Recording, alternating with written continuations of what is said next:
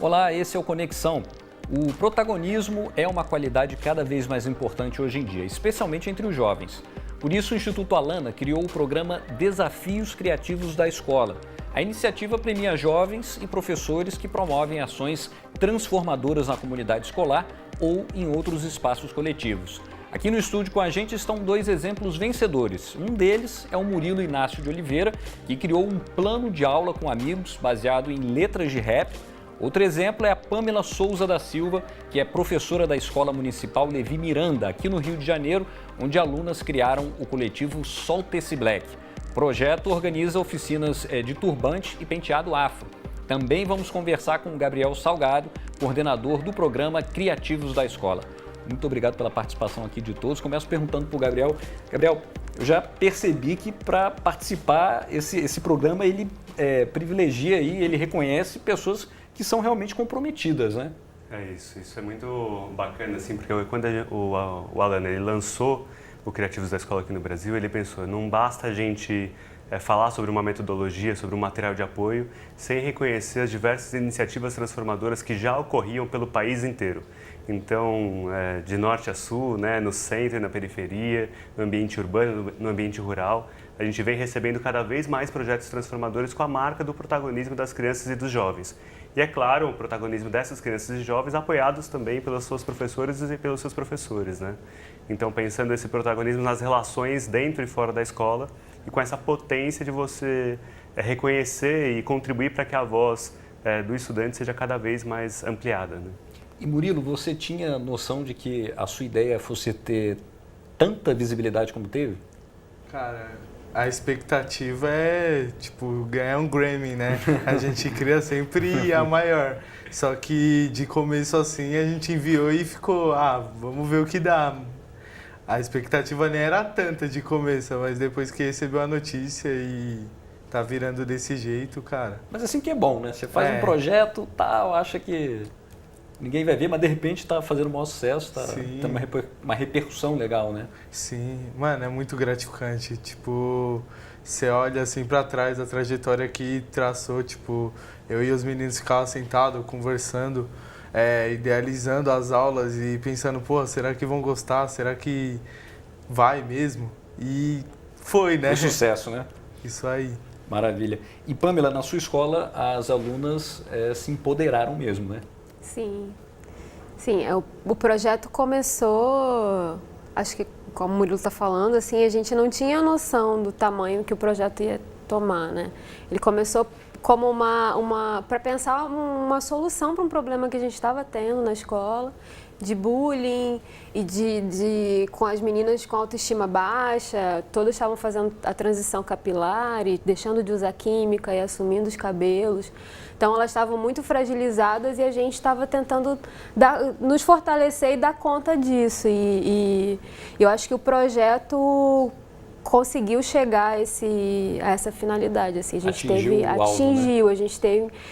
A gente tem resultados. O projeto aconteceu em 2016 e a gente, ao longo de 2016, e aí nós inscrevemos, e em 2017 a gente teve lá na escola com força total. Esse ano a gente está um pouco mais devagar, mas eu sou cobrada constantemente pelas meninas todos os dias para a gente continuar com o projeto, porque realmente teve um impacto muito grande dentro da nossa escola. Bom, a gente vai falar sobre isso com mais detalhes daqui a pouco.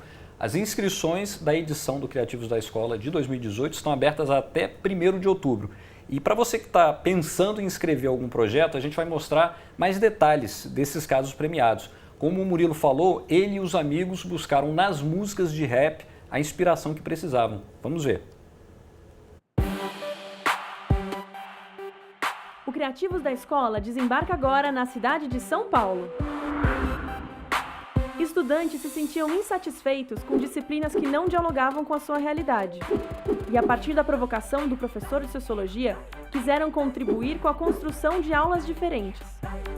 Foi aí que 3 alunos propuseram o projeto A Visão do Rap, sugerindo um diálogo entre músicas e conteúdos das disciplinas de História, Sociologia e Filosofia. Com o apoio de vários professores, os jovens criaram um material didático com planos de aula e recursos de apoio que tratam, a partir do rap, de temas como racismo, degradação do planeta, acontecimentos históricos, política nacional e identidade de gênero. O grupo já distribuiu os materiais com planos de aula, áudios e letras de músicas para várias escolas. Agora se articulam para criar uma rádio autogerida pelos alunos e alunas. Assim, a visão do rap amplia o olhar da escola inteira.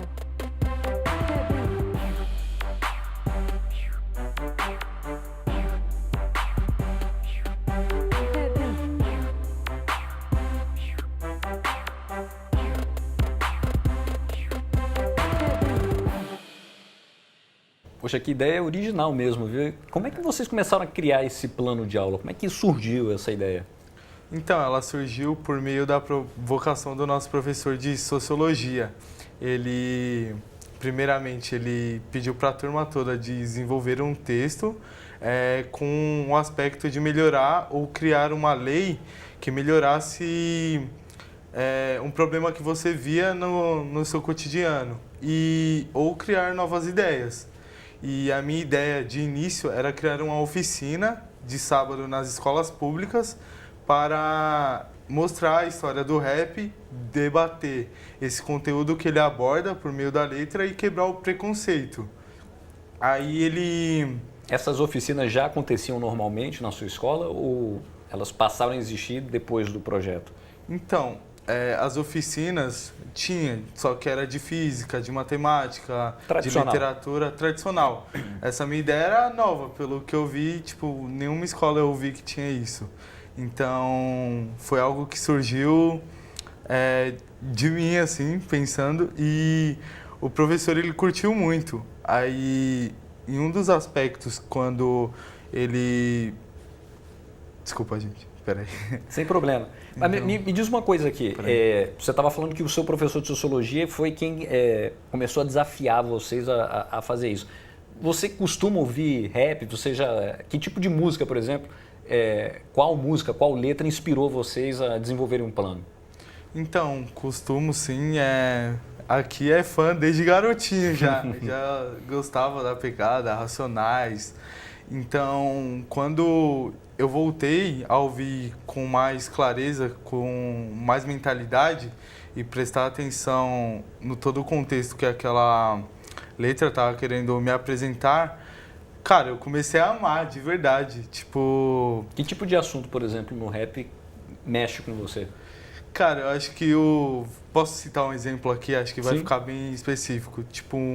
O Freud, que é um rapper que eu gosto, ele cita em uma frase dele: o comunismo já morreu faz tempo no cimento da casa da Frida. A Frida, a gente sabe que ela era uma artista da era moderna e ela pintava quadros e ela era do México. Sim. E o ideal dela era fortemente comunismo.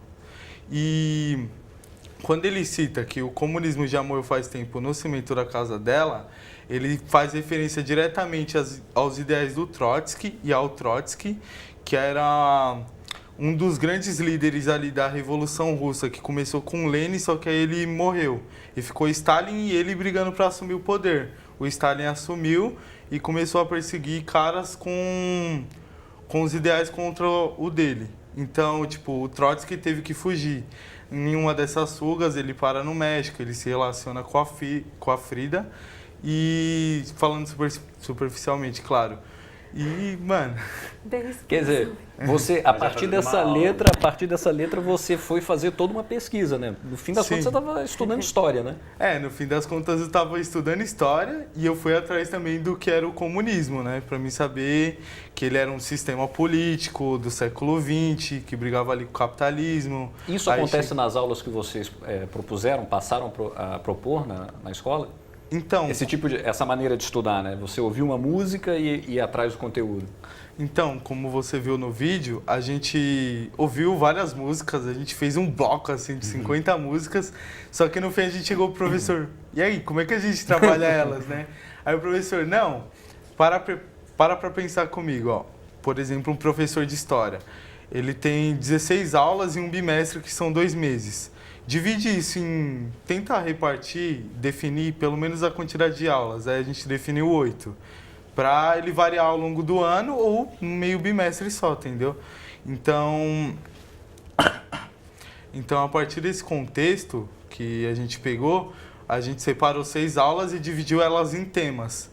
E assim Bacana. a gente ouviu as músicas e pegou a letra, aí, por exemplo, essa tem embasamento fortemente na história e um contexto de geopolítica com a questão social, certo? Que é a questão da Revolução Russa, etc. Bem legal. A gente vai conhecer agora o coletivo, vai mostrar um outro exemplo aqui, o coletivo Solta Esse Black. Essa iniciativa é de alunas da Escola Municipal Levi Miranda, que fica na zona norte aqui do Rio de Janeiro, e o papo é empoderamento. Vamos ouvir.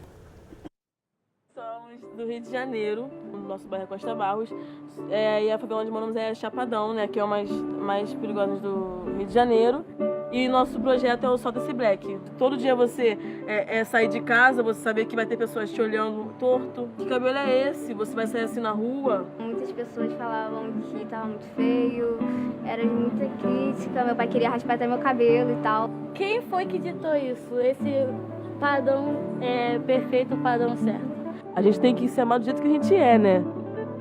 Eu pensei em formar um grupo só com as meninas para a gente discutir questões, discutir os machismos, o quanto isso afetava a nossa vida. E ser mulher na favela é completamente diferente de ser mulher no asfalto. Rolou oficina de turbante, de penteado afro, troca de ideias para cuidar do cabelo crespo. E eu não preciso de meninos falando que eu sou maravilhosa, eu não preciso de minha mãe falando, nossa, como você é bonita. Eu achar isso de mim mesma. Foi logo de cara, a gente começou um projeto e quando foi no outro dia a gente já via outras garotas assim, com o cabelo assim já modificado, usando o cabelo natural mesmo. E hoje eu me sinto um passarinho livre, assim. Eu me sinto uma nova pessoa, renovada, de bem com a vida. Me sinto ótima. Como é que você faz pra deixar o cabelo assim? Como é que é? É muito gratificante, é uma coisa que você não consegue guardar pra si, que você vê que é bom, mas você quer compartilhar, quer falar pro mundo inteiro. Bacana. Pamela, a primeira coisa que me vem à cabeça é como hoje em dia você não pensar numa proposta pedagógica e deixar de fora essas questões de empoderamento, machismo. É realmente impressionante ouvir as alunas falando com esse grau de esclarecimento, de compreensão. De que maneira esse projeto ele ajudou a melhorar a convivência das pessoas na escola? Eu acho que o projeto, assim, eu acho que todos os projetos eles vão surgindo assim, o professor de sociologia fez uma proposta, a gente já tinha esses encontros na escola para discutir machismo, então tem todo um terreno que também está sendo preparado, né, para essas coisas florescerem, que seja, para elas nascerem ali nesse contexto das escolas. A gente tinha essas conversas e aí quando esse problema essa questão que as meninas trouxeram da transição capilar surgiu, elas começaram a pensar, porque essa ideia é das meninas. Então, eu acho que não tem essa possibilidade da gente pensar, planejar e pensar uma escola sem levar essas discussões, porque são coisas muito importantes de serem pensadas justamente para a gente construir, repensar a educação e construir novas escolas a partir disso. Porque não tem como a gente fingir que a questão racial não é uma questão importante na escola pública. Pois era a questão que eu ia colocar para você agora. A gente fala nesses assuntos porque a realidade mostra um cenário que ainda não é ideal, que não é um cenário de respeito, né? Sim, Você poderia dizer como os desafios que existiam dentro da escola em termos de machismo, de intolerância? É que assim, os meninos... A gente está até vendo no Facebook aqui do projeto, tem bastante foto lá. Tem né? bastante coisa na página. Os meninos, eles chegam com toda essa carga mesmo de machismo que eles aprendem fora da escola. Então, eu trabalho desde o primeiro segmento, eu dou aula para crianças pequenas e a gente vai vendo pequenas demonstrações disso em crianças de 7, 8 anos de idade, quando eles falam, reproduzindo o mesmo machismo. A gente, Então, não tem... Quando chega um adolescente, isso já está muito forte, né? Então, desde a querer passar a mão nas meninas ou dizer que elas são mais fracas, e isso tudo eles trazem de fora, não é uma coisa que nasce com eles, né? Eles estão aprendendo isso fora. E o que o projeto trouxe para a escola foi a gente discutir isso. Tipo, isso é inaceitável, você tem que repensar isso, repensar essas práticas código, aqui. né? Essas práticas, vamos repensar porque assim, já que você vem com essa carga para cá, você vai ter que sair daqui com outro, pelo menos repensando essas atitudes. Quer dizer, a escola cumprindo o papel dela, né? Em termos de socialização. Disso, né? Como a gente aprende mesmo e muitas vezes a lidar com a questão da sociedade. Você está inserido aqui, porque nos contextos familiares, em outros espaços, a escola é o lugar do encontro dessas diferenças, de muitos contextos de família, de muitos lugares, de lugares diferentes da cidade, não tanto da cidade, mas que a diferença de bairro às vezes é muito grande no contexto social, né? Então, a escola é o encontro dessas diferenças. Então, tem coisas que a gente tem que discutir. E na escola pública, a questão racial é muito importante. A minha escola é uma escola... Ela se impõe, né? É uma escola que racializadas. Meus alunos são crianças negras, ou são crianças, filhos de imigrantes nordestinos, nortistas. Então, a gente precisa pensar isso, não tem como ignorar, né? E o projeto meio que veio a partir disso. Criou-se assim. uma arena, imagino, de debate. Sim, e de empoderamento mesmo, porque os encontros eles aconteciam entre as meninas só. Porque como a maioria das vezes a violência partia dos meninos, elas precisavam se fortalecer. E elas para conseguir lidar com isso, para elevar a autoestima, para ter forças mesmo, para conseguir, como a Lohane diz, andar na rua e ouvir as pessoas da rua, serem atacadas nas ruas, porque elas eram atacadas. Há 3 anos atrás, isso era muito pior, né? Então, elas ouviam E assim, coisas... a gente está falando de uma realidade do Rio, mas, Gabriel, eu imagino que esse tipo de relato seja muito comum nos projetos que chegam ao Criativos da Escola, né? Quer dizer, há outros relatos parecidos, né? Espalhados aí pelo Brasil. Isso é muito legal, porque nós pelo Criativos, a gente acaba aprendendo com as iniciativas nos lugares mais diversos e adversos possíveis, né? A gente recebeu, eu sempre lembro de um projeto de Senador Pompeu, do Ceará, que chama Crespinianas.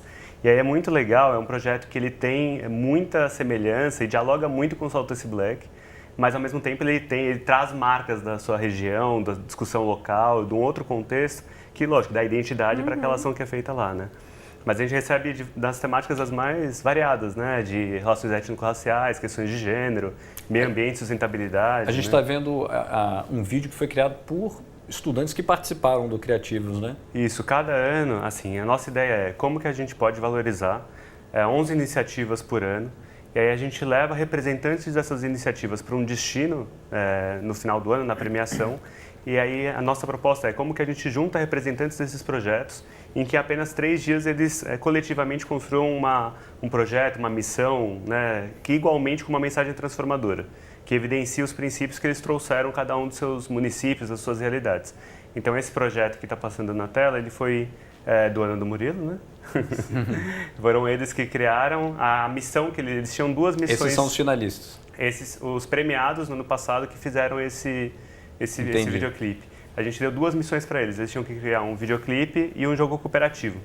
E aí esse vídeo é o resultado do videoclipe que eles criaram. O Murilo pode até falar, né? Muito melhor do que eu. Antes deixa eu só chamar uma pessoa aqui para a conversa. Eu queria falar com a Ana Cristina Nascimento, que é coordenadora de educação do Instituto Votorantim, que é parceiro do Futura e parceiro também do Criativos da Escola. Ana, você me ouve bem? Sim, te escuto super bem. Tudo bom? Falhou um pouquinho o áudio aí, mas acho que a gente vai conseguir conversar. Eu queria que você falasse um pouco dessa parceria e dos resultados que são esperados de um programa como esse do Criativos da Escola, que descobre aí tantos projetos bacanas pelo país. Olha, é um prazer estar aqui conversando com os nossos parceiros de longa data, né, do Instituto Votorantim. Para nós, o Instituto Votorantim tem como grande desafio colaborar para o desenvolvimento integral dos territórios onde tem presença de uma das empresas investidas do grupo. E a gente busca trabalhar esse desenvolvimento de várias formas, E a educação é um dos pilares fundamentais para o desenvolvimento integral dos territórios na nossa perspectiva. Então, já há 10 anos, a gente tem o programa Parceria Votorantim pela Educação, que trabalha com 2 eixos. Um de formação da gestão educacional escolar e o outro da mobilização. E aí que a nossa parceria com a Alana e com Criativos da Escola faz muito sentido. Porque na mobilização social, os jovens protagonistas são essenciais para mostrar não só o valor da escola pública, como acabou de ser dito, como esse espaço que permite essa transformação, mas também como protagonista das mudanças que a gente quer ver nos municípios. Então, para nós da Votorantim, é um prazer ter essa parceria com o Instituto Alana e poder levar a oportunidade de participar do Criativos da Escola e desenvolver cada vez mais o protagonismo juvenil para todos os municípios onde nós atuamos. Tá certo. Ana, eu quero agradecer a sua participação. A gente está tendo um pequeno problema com o sinal. De vez em quando a gente está perdendo a sua fala, mas a gente já conseguiu compreender bem o recado que está sendo passado. Eu agradeço a sua participação e sempre que tiver mais detalhes e mais projetos como esse, por favor, entre em contato, que é de nosso interesse colocar aqui no Conexão. Tá joia? Claro, um prazer estar com vocês. Obrigada. Valeu, obrigado. A gente está chegando no final do programa e eu queria esclarecer algumas coisas para as pessoas, falar dos prazos para participar. A gente já disse que é até 1º de outubro. Com quem pode participar? Existe uma limitação? Como é que é? Não, é legal. Então, assim, o Criativos, ele é um programa do Alanda, a gente falou, né, que realiza essa premiação chamada Desafio Criativos da Escola, que ela é aberta para qualquer estudante ou professor que acompanhe esses estudantes que estejam ou no ensino fundamental ou no ensino médio. E aí eles podem inscrever projetos que tenham transformado a realidade deles dentro ou fora da sala de aula, na comunidade, pode ser em escola. Hoje a gente já recebe em média de 85% a 90% de projetos vindos de escolas públicas, né? Aí tem projetos realizados em ONG, tem uma pequena parcela de projetos realizados em escolas privadas, enfim. E aí podem ser projetos, então, realizados por estudantes. O importante é a marca do protagonismo, da autoria dos estudantes, né, para que estejam pensando criticamente a realidade que eles estão inseridos.